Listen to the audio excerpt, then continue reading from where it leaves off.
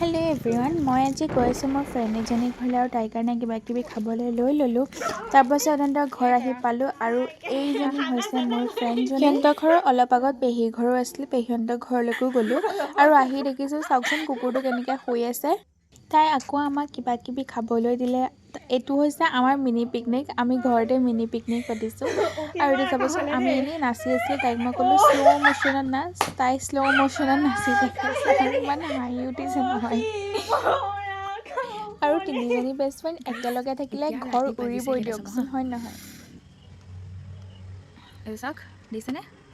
ৰখক 11:45 আৰু আমি এতিয়া বহি আছোঁ বাহিৰত। চাব হা, চাওক এইটো বালিকা, ইফালে ৰাস্তা, ইফালে আমি বহি আছোঁ বাহিৰত। বাৰটা দিছেনে? বাৰটা এইজনীয়ে পহেলিকা আছে, মোক কবিতাৰ শিৰোনামৰ পহেলিকাজনী। আমাৰ কামিয়াল ছোৱালী গাইজ। পিছদিনাখন তাইক বাই বাই দি শনিবাৰে আমি যাবি ঘৰলৈ দুদিন ঘূৰি আহিলোঁ থাকাকে, আৰু বাই বাই। আপোনালোককো বাই বাই।